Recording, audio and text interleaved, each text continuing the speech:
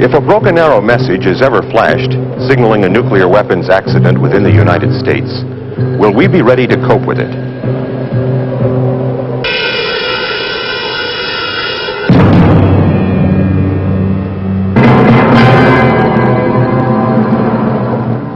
Will we be ready?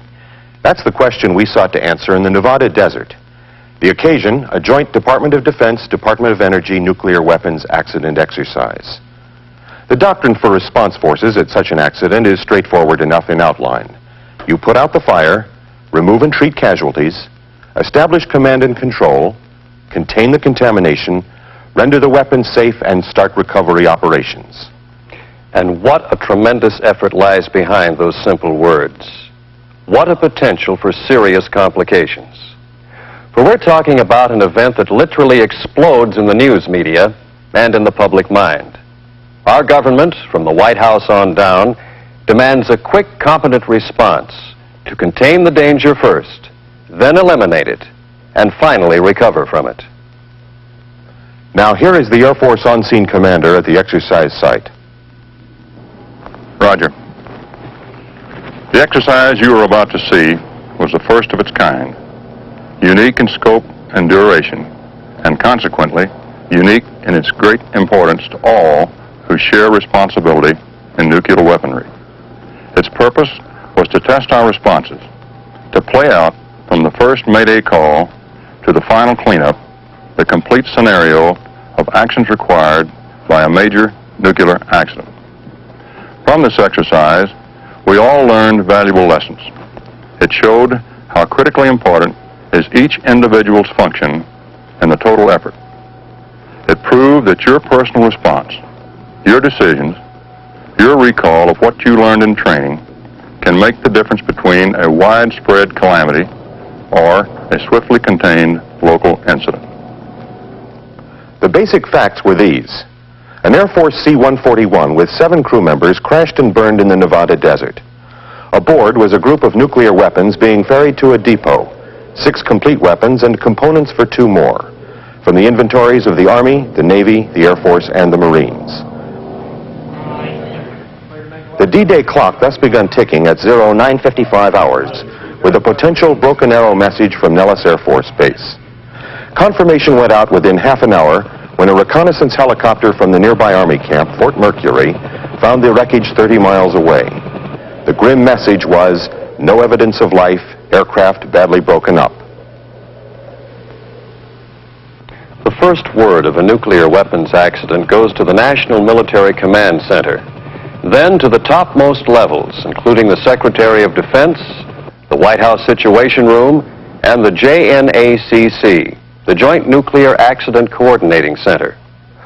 Follow-on alerts in this case went to over 50 different agencies, commands, and units in the armed services, the Departments of Energy, Justice and State, and several Nevada offices. The nature of the event is such that a shock wave runs through our whole government structure, which unless contained can soon expand into a state of public alarm. First response was from the nearest military unit, which happened to be the Army. By helicopter and ground vehicle, their response team arrived at the site by noon. Craters near the wreckage showed that high explosive detonations had occurred. The question of contamination was quickly answered when the first reading showed 2,000 counts per minute on the alpha radiation detectors. Anti-contamination suits and masks must be worn. That radiation was real, not simulated. It was radium-223 with a half-life of 11 days. It had been spread in a calculated pattern over the crash site at a level that ensured against health hazards, but at the same time gave real instrument readings. We should note at this point that this exercise included all services and the Department of Energy and was evaluated by umpires from these agencies. Army Brigadier General Carlson, as senior military officer present, assumed responsibility as the initial on-site commander. Military police set up a partial security cordon and would complete it as soon as the contamination profile could be drawn. Army control team members, now properly suited up, taped and masked, moved onto the crash site and within an hour found 3 bodies of crewmen and 2 nuclear weapons. 1 Army weapon pinned under the wing and 1 Air Force weapon half buried in the ground. Now, 2 civilians appeared in the area unexpectedly. They were promptly stopped by the MPs, but proved to be the owners of this land and soon wanted to talk about damage claims. One of them had picked up some contamination and had to be held for his own safety until the decontamination unit was set up.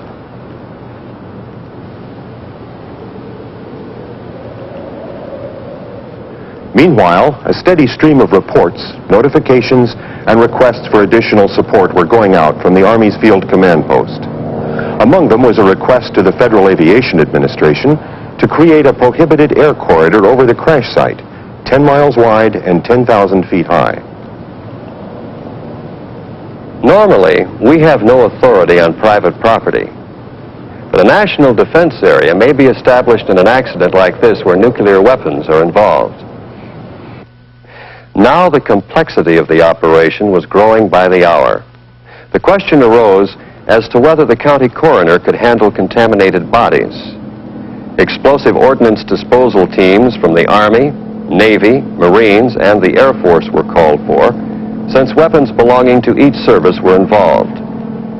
The Department of Energy alerted weapons design people from the Livermore Laboratory, Sandia, and Los Alamos. At Nellis Air Force Base, their disaster response force assembled and departed for the crash site to support the Army team. By late afternoon, a Navy EOD team arrived from China Lake Naval Station in California.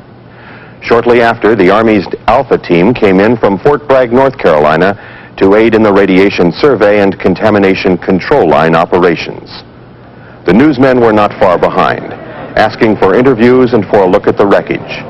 They wanted names of casualties, cause of the crash, and details on potential radiation hazards to civilians living downwind. An official statement from General Carlson's public affairs officer, cleared by higher authority, was issued to the news media.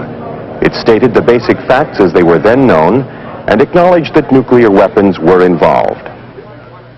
Now it's obvious that a very large logistical effort was needed to feed, shelter, and sustain our forces here. In a real nuclear accident, the crunch would be felt in a few hours. Food, clothing, tents, water, vehicles, fuel, sanitation, expanded communications, all would be urgently needed right now. To save exercise time, a tent city had been set up previously to shelter 400 people. It's true that such a camp wouldn't exist until several days later at a real accident site, but its presence didn't affect the central objectives of the exercise. And, in fact, there would still be plenty of discomfort, sleeplessness, and cold rations to go around. A second Navy EOD team had arrived by now from Hawthorne, Nevada. The 3rd and 4th nuclear weapons were found, first damage assessments were made, and render-safe procedures were started. All 7 of the aircrew casualties were located by the search teams. Telephone lines were laid to ease the problem of communication with security guards far out in the field. By the end of D-Day, a good start had been made, but only a start on controlling the situation. The radiation survey had not yet been completed. 2 weapons and most of the separate components had not yet been found. Communications were minimal, but situation reports to higher headquarters had started.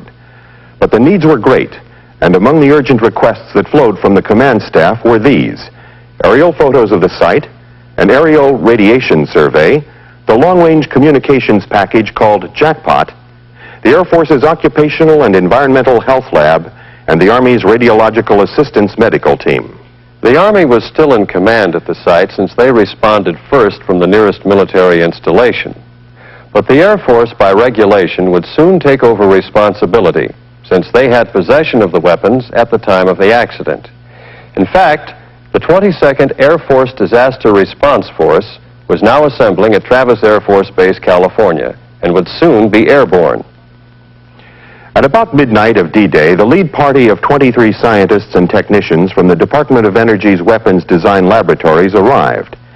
They were briefed at once by General Carlson's staff, then sent off a status report to their headquarters, and finally tried to get a few hours' sleep in the desert cold. We can close out the first day of this exercise with one further comment. The three major television networks and most major newspapers carried stories on this operation right from the start. We were definitely in the public eye. The next day began with a planning meeting of unit leaders. Render safe procedures of the weapons had first priority.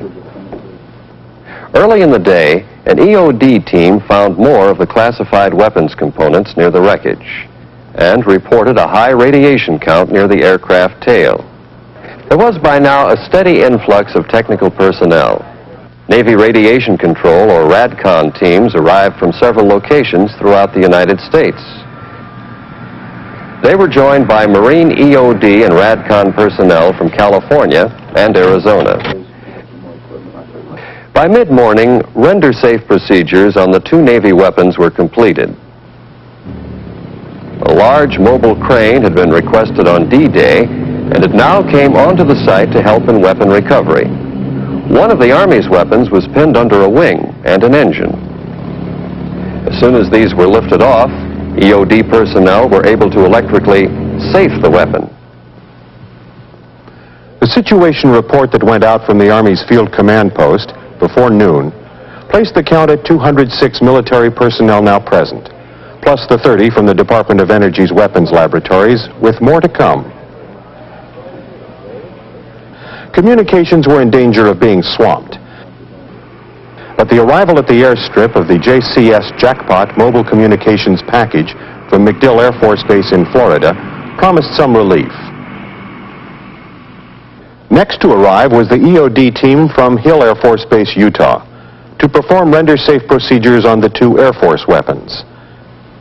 Meanwhile, the ground radiation survey pressed ahead toward a complete map of the contaminated area.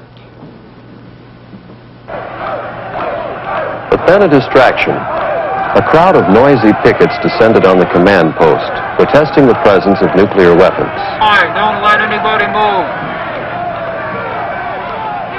A television news crew came along to record the fracas, and a lawyer spokesman demanded to see the commander and threatened a court injunction. The security forces were kept busy containing the more aggressive pickets. The county sheriff sent a deputy to help deal with these civilians, and in due time they departed.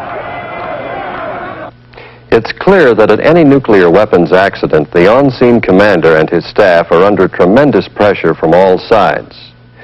The urgent work of a large and diverse force of specialists has to be organized and prioritized. A flood of requests for special equipment, communications, and logistical aid have to be met. There are demands from the press, from local officials, the next of kin, and from alarmed citizens. Higher headquarters tracks the situation continuously. All this is in the context of a situation that can be physically dangerous to all present and possibly to nearby residents. More than that, public confidence in us turns on how we conduct ourselves under stress.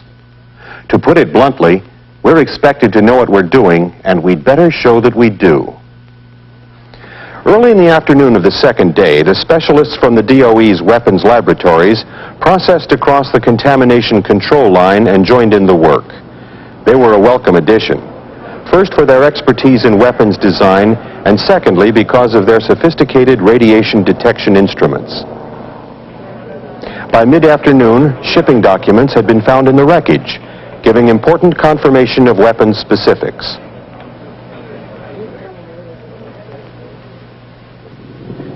A Department of Energy contractor now made the first aerial survey. Photos were taken from which a more accurate plotting could be made of weapons locations and debris. During the afternoon, field operations were momentarily suspended so that mortuary affairs personnel could remove casualties to a decontamination area. Now the Air Force's Disaster Response Force arrived to take over from the Army. The new on-scene commander was to be Brigadier General James Gardner from MAX 22nd Air Force. After he and his team had been briefed, the change of command was sealed with a friendly handshake, and all forces were placed at General Gardner's disposal.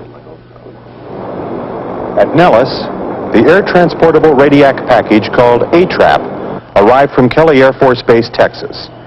Its capacity for instrument calibration and repair was urgently needed. The last of the weapons was now located. It had suffered a low-order detonation on impact. Parts of this and other weapons were also found during the afternoon, all of them contaminated, but many of the components were still missing. By late afternoon, the teams processed out for the day, hot, tired, and sweaty.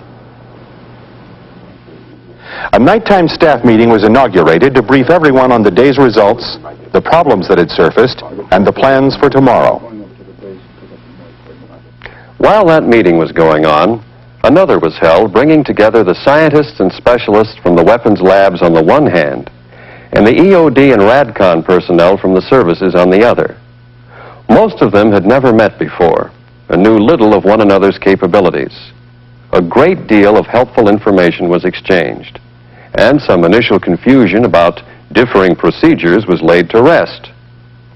The second day closed with considerable work having been accomplished, but a lot remaining to be done. 3 weapons had been found, 2 weapons had been safed, 1 was still buried, and many components still missing. A question remained as to the full extent of the area's contamination. We now had over 250 people on site. We had added a complete radiation analysis lab, a mobile decontamination facility, and the Lawrence Livermore Lab's ARAC, Atmospheric Release Advisory Capability. This would be used to predict any possible downwind contamination hazard. The Air Force's Occupational and Environmental Health Lab was here from Brooks Air Force Base also. The aerial photos were being developed, and an aerial radiation survey was on for tomorrow. So ended the second day. At Nellis, more expert help arrived from the East Coast. This was the Army's Radiological Assistance Medical Team from Walter Reed Hospital. They'd help define health hazards and analyze air and water samples around the crash site. As the hotline opened on the third day, Department of Energy specialists were joining the Air Force, Navy, and Army EOD teams to continue the weapons recovery work. Meanwhile, the on-scene commander's staff was in touch with many agencies in the outside world: the local sheriff, the OSI, the State Attorney General, and the Air Force Inspection and Safety Center. Now began the first radiation survey from the air by a Department of Energy contractor. Within an hour, they reported finding a new hot spot southeast of the crash site at a previously unsuspected location. A ground team was sent out to define its size and boundaries, and security was expanded to include it. Soil samples were taken outside the cordon and down the public road to the south. The analysis showed nothing above normal background radiation. Shortly after noon, 2 civilians in a dune buggy decided to try to cross the security line and pick up a few souvenirs.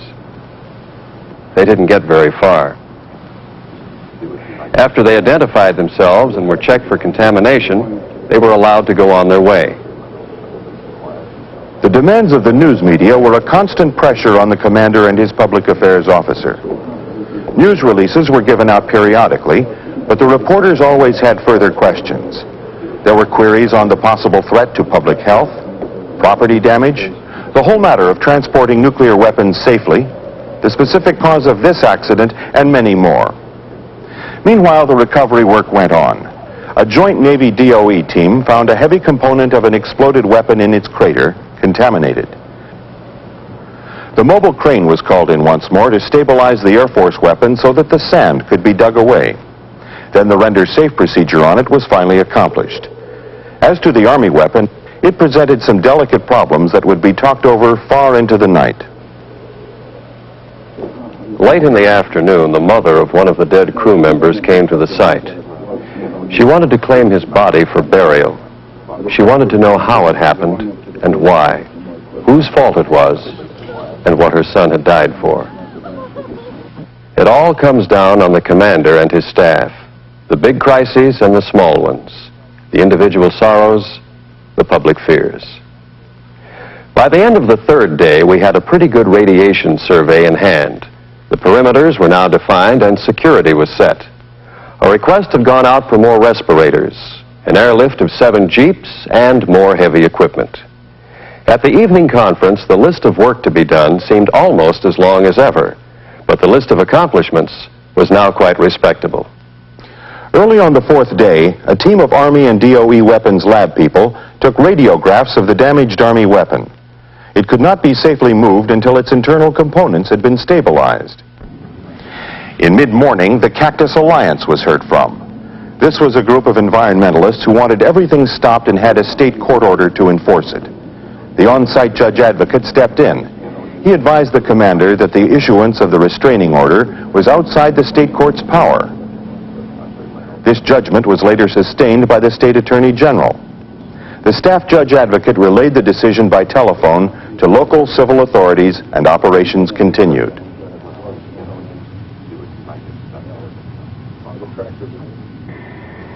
The Air Force's contamination disposal team now arrived from Kelly Air Force Base, Texas. Their work could not begin until all weapons had been recovered. But it was not too early to start planning. Now, a second aerial survey of radiation was made, and an unexpected hotspot was discovered in the north part of the site. A team of Department of Energy specialists deployed there found high radiation counts and updated the plot of the area accordingly. So far, there hadn't been any wind, but we knew the dead calm conditions seldom lasted long out here. When a little breeze came up, the Army RADCON team was tasked to get background air samples. Meanwhile, Marine EOD people were keeping up the search for missing weapons parts. Other teams found most of the classified parts of the Air Force weapon and a major classified component of the Army weapon. These critical parts were brought to a special holding area and covered. With over 400 people now at the site, there seemed no end to logistical needs. Requests went out for such items as generator fuel, rubber mats, tarps, brushes, and surgical gloves. As the wind gusted up and blew sand around the mess tents, the cooks broke out cold rations for dinner. Toward the end of the fourth day, the contamination plotting was complete enough to permit the contamination control line to be moved closer to the crash site. The major problem remaining was the damaged Army weapon, but that fix would take some doing. A charter flight was set up to bring in the 2 tanks of nitrogen gas, plus a regulator and accessories to provide the container environment needed for shipping the weapon. Not all of the exploded or buried components of other weapons had been found, but persistence hopefully would pay off. Newsmen's questions were now turning more toward possible long-term dangers. How much did we know about plant and soil contamination? How far would the wind carry it? What about evacuation of residents downwind? Why didn't we warn the public? Such stories make newspaper copy, and any commander in this situation must be careful in his answers. But he must answer, and as candidly as possible. Early on day 5, a team set out to take soil samples outside the security perimeter to see what effect the wind had on radiation dispersal.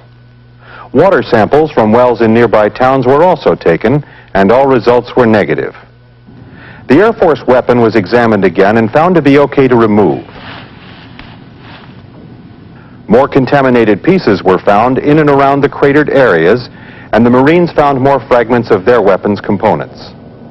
In mid-morning, the mayor of a nearby town demanded to know how much longer the cleanup was going to take. Local business was suffering.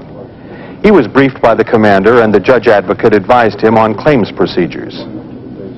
The weapons lab team, shortly after noon, made a successful fix of the troublesome Army weapon, using the foam cure and nitrogen gas. Then the crane moved it to a holding area. The sheriff arrived in the mid-afternoon with a new surprise, a bench warrant for the arrest of General Gardner. The charge was contempt of court for ignoring the previous restraining order. It was a hectic day for the legal officer. After consultations, he advised the sheriff that the general would not submit to the arrest warrant on the grounds that there could be no contempt of the previous order, since the court had no authority to issue it. The sheriff did not press the issue. A representative from the Office of the Secretary of Defense now arrived to get a first-hand look at how we were handling the situation. He received a very thorough briefing on every aspect of the operation. He expressed general approval and asked for an outline of the cleanup plan before leaving.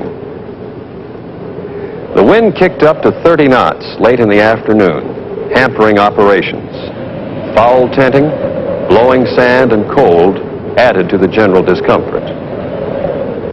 The cooks did manage a hot ration dinner for all that evening. After that, there was the staff meeting to review the day's activities, and most especially to plan the work of identifying weapons components, decontaminating, and packaging. As the fifth day ended, personnel from the DOE's Pantex assembly facility were established in a separate tent to coordinate this final stage of the weapons recovery effort. By the sixth day, operations were going much more smoothly throughout the camp. One big item was the completion of the telephone system linking all units at the site. The arrival of the 1,500-gallon water tankers was a big help. They were used to wash down contaminated vehicles, as well as dampen the dirt roads and parking areas for dust control. And best of all, the wind subsided. The newspeople were still on site receiving briefings and asking questions on our progress. One man reported that a congressional investigation had been demanded in Washington. The answer to that was that any accident involving nuclear weapons would naturally be investigated in every detail. The search for weapons components was narrowing down to the few pieces still missing: fragments of an Army weapon and some Marine weapons parts. In mid-morning, a television news camera helicopter overflew the crash site. The on-scene commander at once ordered the legal officer to ask for an intercept of the chopper on landing. Now the Cactus Alliance was heard from again. Still another restraining order was delivered, this time from the federal court of this district.